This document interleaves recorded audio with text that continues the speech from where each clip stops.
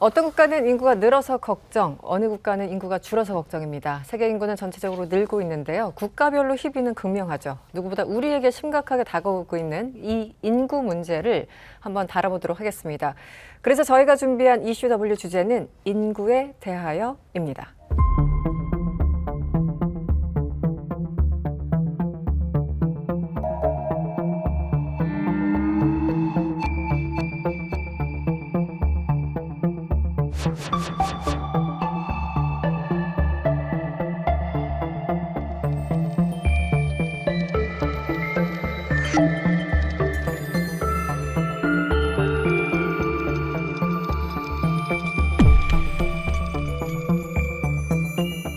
사분기 합계 출생률이 사상 처음으로 0.6명대로 떨어지며 출생률 하락세가 이어질 것으로 보고 있습니다.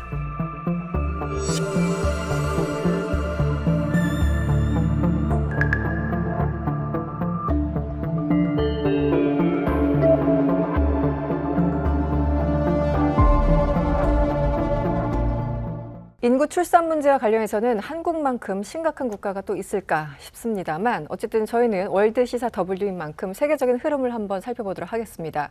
세계 인구 현황과 흐름, 인구 증감의 원인 등을 먼저 살펴봐야 될 것 같은데 먼저 하 수장님, 지금 인구 현황은 대체적으로 어떤가요? 지금 전 세계 인구 몇 명인지 아시죠? 80억이 넘은 걸로 알고 있습니다. 네, 맞아요. 80억이 조금 넘습니다. 20세기가 시작하던 1900년의 인구가 15억이었어요. 15억. 그리고 와. 2000년이 60억이거든요. 네. 그래서 요 100년을 조금 쪼개서 보면은 1960년에 30억이 되고요. 그다음 80년에 45억, 그리고 2000년에 60억. 지금은 80억이 조금 넘죠. 그러니까 거의 20년마다 15억씩 늘었다고 보시면 돼요. 그러네요. 네. 네. 그런데 이게 뭐 왜 그러면 처음에 30억이 되는 데는 60년이나 걸렸냐 이렇게 보면 그 당시에는 전쟁도 있었고 그다음에 보건이나 뭐 의료기술이 지금처럼 발달하지 않아서 그때는 좀 느렸는데 그 이후에는 계속 인구 증가가 빨라지고 있죠. 대한민국이 워낙 출산율이 낮다 보니까 지금 세계 인구가 증가하고 있다는 게 좀 낯설게 느껴지기도 하는데 네. 근데 어떻든가 늘고는 있어요. 그래서 전 세계적으로 출산율을 보자면 지금 2.3이에요. 그러니 2.3이 평균. 네, 전 세계 평균이. 네. 그래서 어떻든 2.1 이상이 되면 느는 거니까 계속 늘고는 있습니다. 근데 1960년대에는 출산율이 세계 평균이 5였어요. 한 사람당 5명을 낳았다는 거죠. 그래서 이걸 합계 출산율이라고 하는데 한 여성이 일생 동안 낳을 것이라고 예상되는 아이의 수, 요걸 보면 되는데 이게 지역별로 좀 달라요. 그래서 네. 지금 2.3이 평균이지만 지역별로 보자면 아프리카가 4.4, 그다음 아시아가 2.2, 유럽이 1.6, 그리고 남미가 2.0, 북미가 1.8, 그리고 오세아니아가 2.4입니다. 그래서 세계에서 출산율이 가장 높은 나라는 아프리카의 니제르, 2023년 기준으로 무려 6.7. 6.7. 와. 그리고 숨 안 쉬고 아기 만들어요. 그리고 한국은 뭐 잘 아시죠? 0.7 정도 되는데 제가 오는 길에 잡지를 봤어요. 이코노미스트를 봤는데 이번 특집이 저출산에 대한 거더라고요. 아, 그렇습니까? 그래서 네. 특집에 나왔는데 제목이 저출산율이 떨어지는 나라들의 통계를 보여주면서 제목을 뭐라고 달았냐면 사우스 코리아니피케이션. 그렇게 적었어요. 그래서 출산율이 떨어지는 현상 자체를 대한민국화라는 말을 만들어낸 거예요. 그러니까 굉장히 심각한 문제라고 볼 수 있죠. 네. 그래서 지역으로 보자면 뭐 북미, 유럽, 그리고 아시아에서도 한국, 중국, 일본 이렇게 북쪽에 있는 나라들은 출산율이 좀 떨어지고 네. 그다음 남쪽에 있는 나라들은 대부분 출산율이 높습니다. 그리고 출산율이 낮다는 거는 어떻게 보면 그 나라가 늙어가고 있다는 뜻이 되거든요. 그래서 중위 연령이라는 것이 있는데 인구를 그 한 나라에 있는 인구를 나이별로 쭉 세운 다음에 한 가운데 있는 사람의 나이를 보면 그게 중위 연령인데 네. 이제 그 나이를 보면 그 나라가 인구 구성이 젊은지 뭐 늙었는지를 알 수 있어요. 그래서 찾아봤는데 대한민국의 중위 연령 몇 살인지 아세요? 대한민국의 중위 연령 40대 정도 될 것 40대. 같은데요. 맞아요. 46세. 올해 기준으로 40대 46세. 후반으로 넘어갔군요. 많이 올라갔죠. 제가 몇 년 전에 들었을 때 44세 정도로 알고 그쵸. 있었는데 네, 그새 또 저도 1년에 지금. 한 살씩 올라가고 있더라고요. 우리나라가 그만큼 요령화되고 있는 거고. 좀 슬픈데요. 네, 일본이 50세, 그다음 중국이 40세, 스웨덴, 미국, 인도가 39세, 튀르키예가 34세, 이스라엘이 30세, 그리고 아까 출산율이 높았던 니제르는 14세입니다. 14세 그 가능한 건가요? 중위 나이가? 와. 그런데 여기서 뭐 이제 기본적으로는 아프리카 지역에서 좀 많고 그리고 이제 일본이나 한국 이쪽은 약간 그 출생률이 좀 낮은 그런 상황을 말씀해 주셨는데 인구가 빠르게 증가하는 국가들과 지금 늘지 않고 있는 국가를 좀 분리해서 얘기를 해야 될 것 같아요. 그래서 인구가 빠르게 증가하는 국가들은 어떤 문제가 없는 건지 여기에 대해서 좀 설명을 해주시면 어떨까요? 지금 전 세계에서 인구가 1억이 넘는 나라가 15개 국가가 있어요. 네. 그래서 보면은 뭐 인도, 중국, 미국, 인도네시아, 파키스탄, 나이지리아, 러시아 뭐 등등인데 미중 러를 제외하면 전부 다 동남아 아니면 아프리카 국가들이죠. 근데 대부분 산업화의 후발주자 국가라고 볼 수가 있는데 이런 나라는 출산율이 높아서 앞으로도 계속 인구가 증가할 것으로 보여요. 그런데 문제는 이렇게 인구가 젊은 인구가 많으면 발전의 가능성이 있지만 사실 그 나라 안에 교육이라든지 의료라든지 아니면 에너지, 뭐 식량 이런 인프라가 충분한가 이걸 보면 사실 그렇지가 않잖아요. 네. 그렇게 되면 이렇게 인프라가 부족한 나라에서 인구가 계속 늘어나게 되면 가난의 굴레에서 빠져나오지 못하는 인류가 더 늘어날 수 있다는 그런 암울한 네, 예측이. 전망이 네, 네. 가능하겠군요. 네. 빠르게 증가하는 국가들의 문제. 이제 앞서 살펴본 것처럼 인구가 증가하는 지역과 감소하는 지역이 뚜렷한데요. 이게 골고루 뭔가 평균치를 찾아가면 그나마 괜찮을 텐데 특정 지역만 많이 증가하고 또 특정 지역은 확 줄고 이런 어떻게 보면 양극화도 그 자체가 또 문제가 될 수 있을 것 같은데 어떻습니까? 맞아요. 그래서 늘어나는 인구만큼 자연과 인프라가 충분하다면 좋겠지만 그렇지 않은 경우에는 말씀하셨던 것처럼 그런 비극이 탄생할 수가 있어요. 그래서 아프리카에서 가장 인구가 많은 나라이고 또 나름 잘 사는 나라인 나이지리아 같은 데를 보면은 전체 인구의 3분의 2, 무려 63% 정도, 1억 3천만 명이 한 하루에 3달러 미만, 3,000원 미만으로 살고 있거든요. 그럼 이건 절대 빈곤의 생활을 한다고 볼 수도 있는 정도라서 지금 인구의 63%가 그렇게 산다면 그럼 앞으로 어떻게 될 것인가 이런 문제를 제기할 수 있죠. 또 네. 기후변화의 관점에서도 사실 지금 우리는 지구가 감당할 수 있는 수준 이상의 자원을 소비하고 있고 또 탄소도 그만큼 발생하고 있기 때문에 이게 어떤 한 나라에서도 큰 문제이지만 지구 전체로 보기에도 문제인 셈이에요.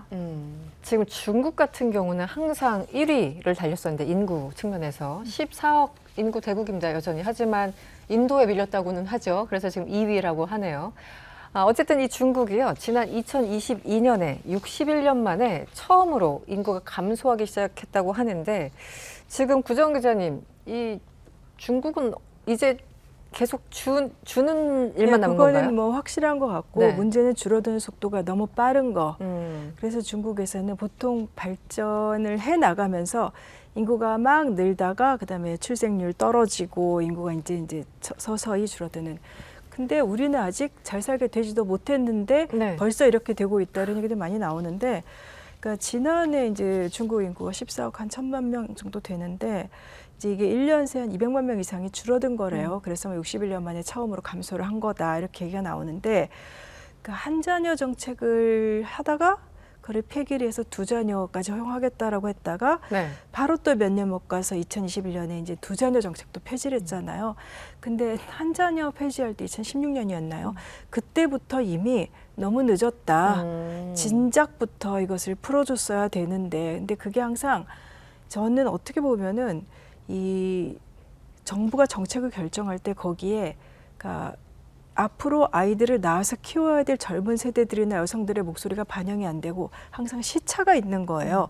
그러다 보니까 모든 정책이 인구 정책과 관련된 게 10년, 20년 뒤늦게 나오는, 네. 지금 중국 같은 경우도 대표적으로 그랬고, 그래서 이미 한 자녀 정책 폐기할 때부터 지금 이거는 뭐 불가능하다, 안 된다라고 했었고, 시진핑 정부가 이제 그 해법으로 사실 이게 중국 시진핑 체제의 억압적인 면이랑 이제 맞물리는 건데 계속해서 가부장적인 모습을 강조를 하고 이러면서 역시 저출생에 대한 대책으로 나온 것도 그러니까 여성들 집으로 돌아가라. 이러면 이럴수록 더더욱 더 인구 문제는 해결이 안 되겠죠. 정말 사실 참 안타깝다라는 말로는 표현이 안 되는. 네네. 이제 그런데 시차가 생기고 그다음에 어느 시점에는 돌이킬 수 없게 되고 지금 그 과정을 중국도 밟고 있는 것 같아요. 항상 정부 정책이 어느 나라나 선제적으로 하는 경우는 없고 항상 한 박자, 두 박자 늦게 이제 후행적으로 가다 보니까 이런 문제가 생기는 것 같은데, 어쨌든 중국이 1자녀 정책을 포기한 게 벌써 2016년이었나 싶습니다. 굉장히 오래됐네요, 벌써. 알겠습니다. 인구 감소, 사실 인구 얘기하면 항상 저희 어렸을 때도 그렇고 이제 프랑스 얘기가 빠지지 않았어요. 그 잘 나가던 이제 유럽 국가들 봐라. 그런데 잘 나가고는 있는데 아이들 낳지 않는다. 프랑스가 대표적이다. 그런데 정책을 시행했더니 이게 좀 완화가 됐다. 뭐 여러 가지 항상 그 예를 들 때 프랑스가 빠지지 않는데 과거부터 지금까지 어떤 정책의 변화 그리고 현재는 좀 어떤지 전반적으로 좀 설명해 주시죠, 소장님. 그래서 전 세계 인구 얘기할 때 프랑스 얘기가 가장 많이 언급 자주 되죠. 그렇죠. 네. 그게 이제 옛날부터 좀 특이한 경우이기 때문에 그러는데 프랑스가 지금 인구 대국이다 이렇게 생각하는 사람은 없잖아요. 물론 우리나라보다는 많지만 네. 땅이 워낙 크니까 이제 그거야 인구 밀도는 우리나라보다 훨씬 적은데 근데 과거에는 프랑스가 인구가 굉장히 많았던 나라거든요. 물론 지금보다 인구 절대수가 많다는 게 아니고 이제 그 상대적으로 그렇죠. 근데 과거에는 그러니까 17세기, 18세기 이때까지만 하더라도 프랑스 인구가 러시아 인구보다 많았어요. 아, 러시아보다 많았군요. 예, 놀랍죠. 네. 그러니까 프랑스가 과거에는 유럽의 중심 국가였기 때문에 그리고 유럽 사람들이 생각하기에 자기가 세계 중심이라고 생각을 하니까 어쨌든 세계 중심이라고 생각했던 사람들이에요. 그러다 보니까 이제 많은 학문적으로 정치적으로 그러니까 그쪽으로 많이 모이겠죠. 그러니까 인구가 많을 수밖에 없고 이미 그 당시에 2천만 뭐 넘고 그랬었으니까 그랬는데 절대수는 계속 증가하지만 물론 그렇지만은 그 다른 나라에 비해서 점점 이렇게 비중이 프랑스 인구가 이제 줄어드는 건 사실이죠. 그러다가 20세기 들어와서도 역시 계속 줄었었고. 네네. 그러니까 프랑스 사람들이 당연히 그 위기감을 느끼겠죠. 과거에는 인구가 어마어마한 대국이었는데 지금은 인구가 이제 6천만이 좀 7천만이 안 된단 말이죠. 네. 그러니까 유럽에서 독일 다음으로 두 번째지만 어쨌든 유럽 인구가 이제 전체적으로 적으니까 그렇기 때문에 이 출산 정책을 계속 펴는데 성공 사례를 들 때도 프랑스 사례를 들기도 하죠. 네네. 근데 이제 과거에 저도 어렸을 때 한국에서 그 프랑스 사람들은 아이를 안 낳는다 이런 이야기 많이 듣고 그랬는데 제가 90년대 프랑스에 살았었는데 그때는 전혀 그 반대였었어요. 다시 많이 낳기 시작한 건가요? 그렇죠. 예를 들어서 이게 그 가치관에서 저는 큰 차이라고 생각을 해요. 저희 어렸을 때 우리는 그 뭐죠? 생각 않고 낳다가 뭐 꼴을 몰면한다 뭐 이런 이상한 네. 그러니까 뭐 캠페인 같은 것도 있었죠. 예. 네. 근데 프랑스 90년대에 갔는데 셋 아이가 있다 그러면 와 좋겠다 이런 것에 굉장히 놀랐거든요. 그러니까 그 가치관의 변화인데 그 우리나라에서는 아직까지 그 정도까지는 아닌 것 같고 그리고 그 가치관이 변하기까지는 정책적으로 뒷받침이 돼줘야 되는데 예를 들어서 프랑스 같은 경우에 아이 셋만 가지고 있으면 진짜 사는 데는 지장 없다랄 정도로 국가 지원이 있어요. 아, 전부 복지가 그렇죠. 빵빵하기 때문에. 그렇죠. 학비 다 지원되죠. 네. 오히려 학비가 그러니까 지원이 되는 게 아니라 돈이 나와요. 그렇기 때문에 그런 적극적인 지원 정책 덕분에 이제 그렇게 됐다라고 볼 수가 있는 것이고 우리나라도 그런 것이 뒤따라가지 않으면은 어렵다 이렇게 생각이 되죠. 근데 지금은 쭉 오르다가 지금은 약간 또 감소 추세입니까? 예, 그러니까는 절대 인구가 감소하는 건 아니고 네네. 상대적으로 이제 비율. 출산 그 신생아가 감소한다는 건데 지금 프랑스 같은 경우에는 1.8이 조금 넘어요. 네네. 그 신생아 그 비율이. 그러니까 2022년 같은 경우가 72만 6천 명 정도 아이가 태어났거든요. 이게 2차 대전 이후로 신생아 탄생이 가장 적은 숫자라고 하거든요. 그러니까 신생아 탄생이 점점 줄어들고 있는 건 사실이에요. 그럼에도 불구하고 인구가 안 주는 것은 어쨌든 수명이 늘기 때문에 인구는 안 줄지만 신생아는 분명히 줄어들고 있는 것이고 잠깐 코로나 기간 동안에 살짝 늘었지만 다시 코로나가 끝나고선 다시 줄고 있는 것이죠. 그 이전 상황으로 네. 이제 다시 돌아가고 있는 그런 상황이군요. 하 수장님, 북유럽은 또 이제 전체 유럽 얘기할 때 우리 북유럽은 좀 따로 얘기하는 경향이 있잖아요. 약간의 문화도 다르고 복지도 어떻게 보면 좀 압도적이기도 하고. 그럼 북유럽 같은 경우는 지금 출생률이 어떤 상황인가요? 북유럽은 지난 50년 동안 1.5 아래로 떨어진 적은 없어요. 그래서 네. 이제 그 관리를 나름 하고 있는데 이번에 핀란드가 처음으로 1.4로 떨어지긴 했지만 어떻든 1.5에서 2.0 사이를 왔다 갔다는 하고 있습니다. 네. 근데 이 인구학자들이 말을 할 때 1.6 이하로 떨어져서 1.3에서 1.6 사이를 왔다 갔다 하면 저출산의 늪에 빠진다고 해요. 근데 어떻든 그 늪에 빠지지 않기 위한 마지노선 위에서 왔다 갔다 하고 있는 중이죠. 네. 그럼 일종의 징후인가요? 한 1.3에서 1.6 정도 되면은 저출생으로 갈 수밖에 없는. 네, 거기서는 네. 잘 이 숫자 요 틀 밖으로 나오기가 어렵다고 회복이 하더라고요. 어렵다. 그리고 낮아질 가능성이 더 높다. 그렇죠, 그렇죠. 그런 거군요. 근데 국가별로 좀 다를 것 같은데 뭐 노르웨이, 핀란드, 스웨덴 세 국가는 봤을 때 스웨덴을 제외하고는 지금 평균에 못 미치는 거긴 하네요. OECD 평균에는. 맞아요. 그렇게 네. 보시면 이제 이 중에서는 스웨덴이 가장 이민 정책을 적극적으로 아, 폈거든요. 그래서 네, 네. 그것이 아마 다른 나라하고 차이를 만든 것 같고 또 핀란드는 사실 그러니까 스칸디나비아하고 북유럽은 다르잖아요. 그래서 핀란드는 정책이나 문화나 이런 게 조금 결이 다른 면이 있기는 해요. 그래서 네. 핀란드는 좀 다르지만 대부분의 북유럽 국가는 비슷한 정책을 갖고 있습니다. 아, 그렇군요. 사실 저출생과 관련해서 이유는 뭐 한두 가지로 정리되지 않죠. 우리나라만 해도 저출생의 원인이 한 10가지는 될 것 같습니다. 그럼에도 불구하고 각 나라마다 가장 주요한 원인들이 있을 것 같은데 기본적으로 대체 이 출생률은 이쪽에서도 뭐 복지도 충분하고 경제도 빵빵한 나라들인데 왜 자꾸 떨어지는 상황이 될까 궁금합니다. 그쪽은 어떤 이유로, 논리로 이렇게 되는 걸까요? 일단 이 출산율, 저출산은 사실 산업화가 진행된 모든 나라에서 공통적으로 나오고 있는 현상이기는 해요. 그래서 뭐 일자리가 안정된 일자리가 없어서일 수도 있고 집값이 낮아서 집값이 높아서일 수도 있고 뭐 사회 분위기가 뭐 경쟁적이라든지 아니면 여성이 일하기가 어려운 문화라든지 되게 다양한 게 있을 수도 있는데 제 재밌게 본 거는 이번에 한국보건사회연구원에서 가족과 출산 조사라는 보고서를 냈는데 네. 기혼 여성이 한국에서 아이를 낳지 않는 첫 번째 이유가 뭔지 아세요? 기혼 여성, 뭐 육아 혹은 경력 단절 뭐 이런 건가요? 1위가 아이가 행복하게 살기 힘든 환경이라서 아, 이게 25%나 되더라고요. 이게 경제적인 이유보다 더 높았어요. 그러니까 공감합니다. 우리가 생각하는 여러 가지 뭐 돈이나 이런 거가 아니라 그냥 미래에 대한 이런 부정적인 관념 이런 것이 또 그 육아 아니면 출산에도 영향을 미친다는 거겠죠.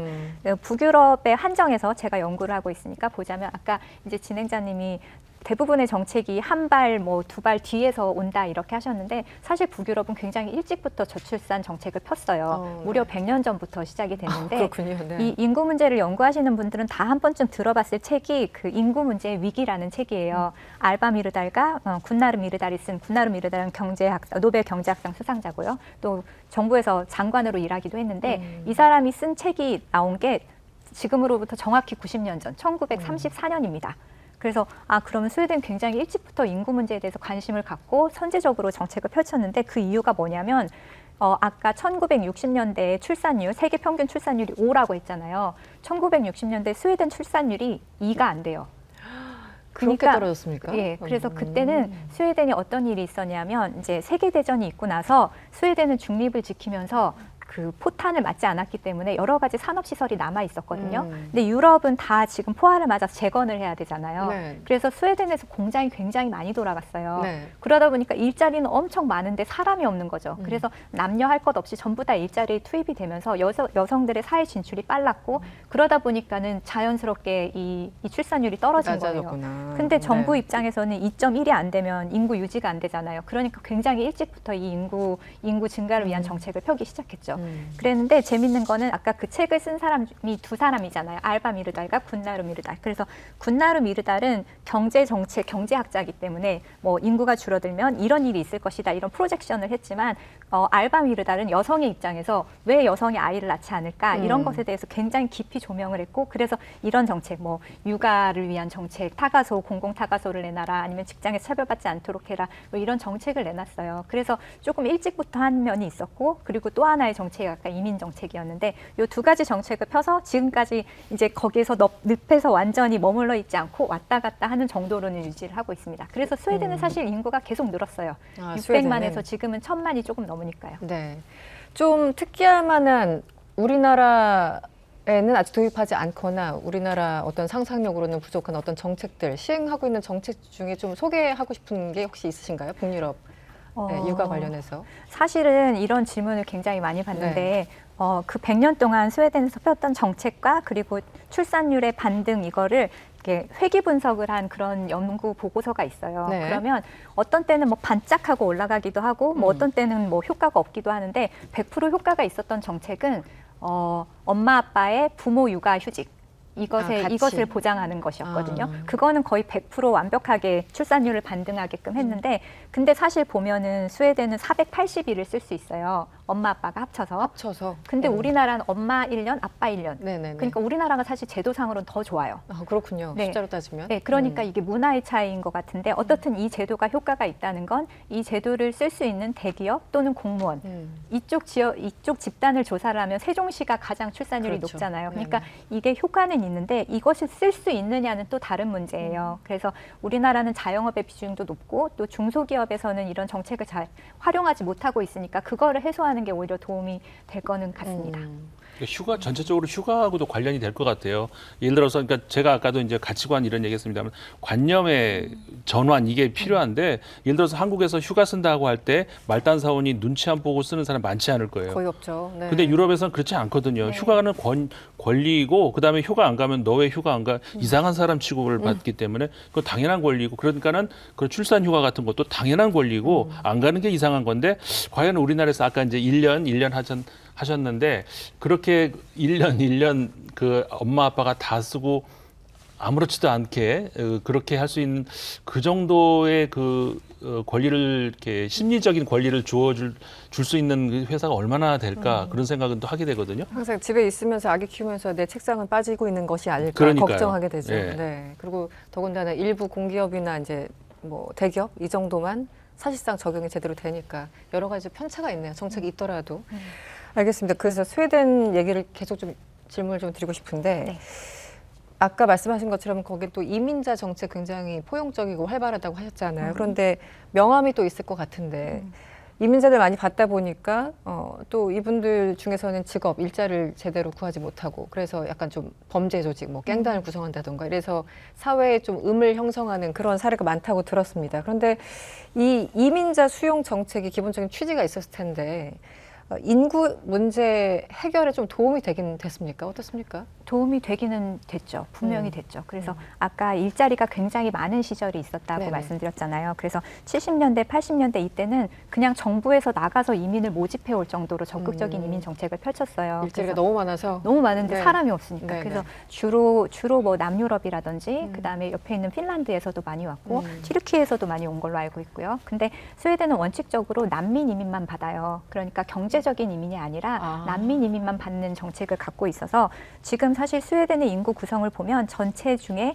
25%가 이민자거든요. 네. 그러니까 굉장히 4명 중에 1명이 이민자라는 거죠. 그러니까 네네. 굉장히 많은데 말씀하신 것처럼 이런 일이 생긴 거는 사실 최근이라고 볼 수 있어요. 왜냐하면 그 우리가 행복지수 또는 삶의 만족도 조사 이런 거 있잖아요. 스웨덴은 2010년도부터는 이민자랑 원거주민을 따로 조사하지 않았어요.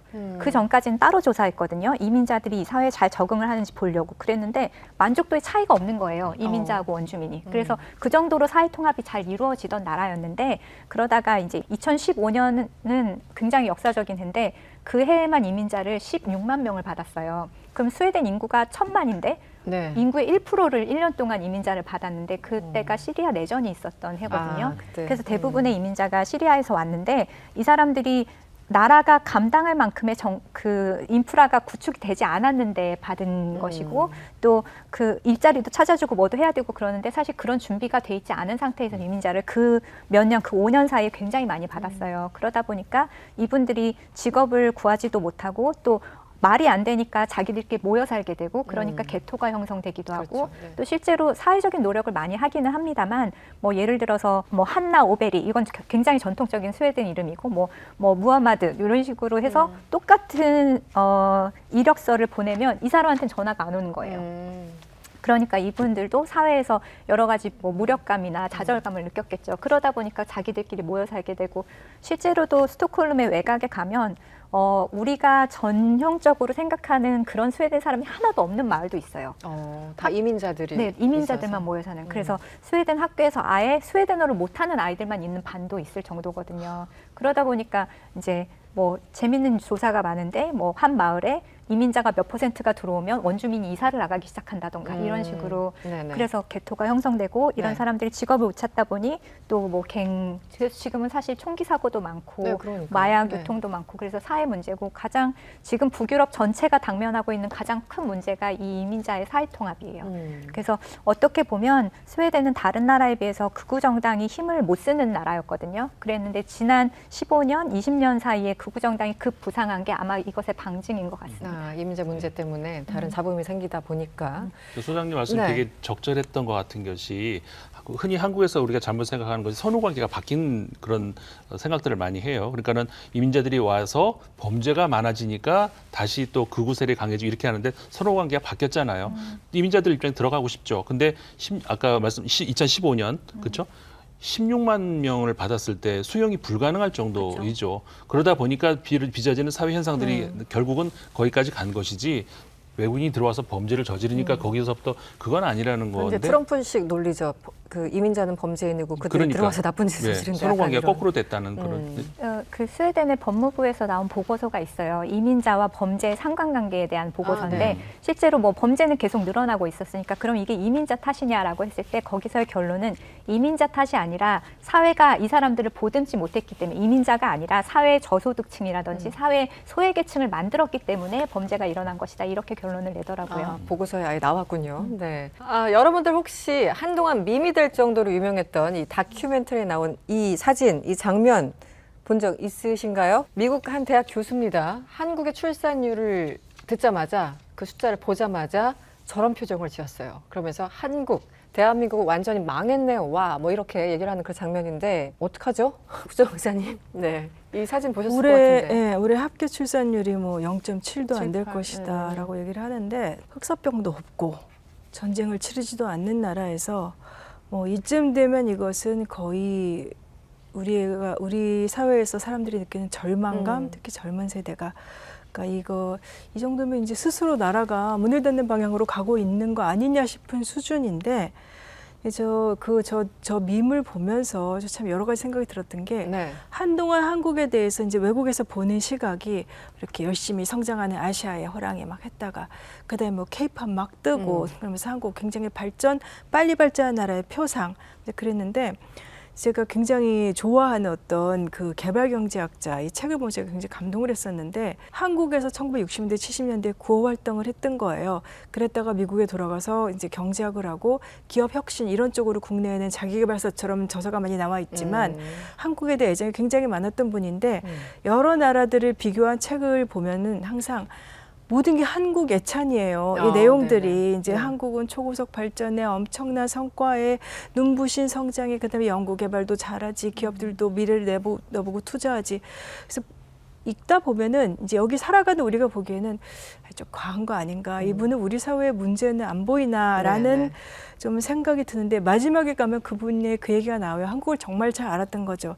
그렇게 내가 많이 참 사랑하고 아끼는 한국이지만 이 한국의 지나친 경쟁 낮은 출산율, 그다음에 높은 자살률, 이제 사상 초유의 세계에서도 유례 없는 자살률, 그다음에 이게 피로도, 그다음에 자기가 수십 년 동안 한국을 돌아다니면서 봤던 반세기 만에 미소가 사라진 거 이런 얘기들을 하면서 그렇게 내가 개발에 대해 이야기를 했지만 과연 한국이 세계에서 그렇게 따라가야 할 개발의 모델인지 말년에 의문이 들기 시작했다라는 걸 보면서 저도 의문이 듭니다. 우리가 이 고속 성장이라든가 이런 게 사실 저출생의 원인 우리 다 알고 있잖아요. 이 교수님 지적하신 내용도 그렇고 아까 소장님께서 얘기하셨던 여러 가지 원인들 뭐 일자리 문제 뭐 여러 가지 뭐 여성에 대한 뭐 대우 다 겹쳐져 있는 거니까 굉장히 씁쓸하죠.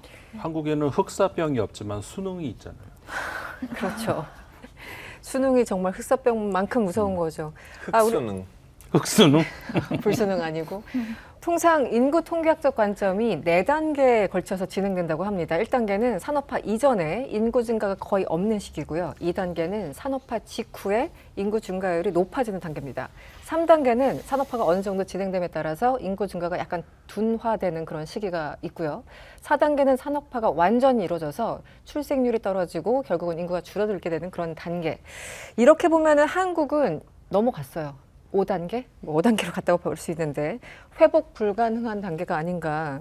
우리가 막 단계를 만들고 있는 것 같다는 생각이 듭니다.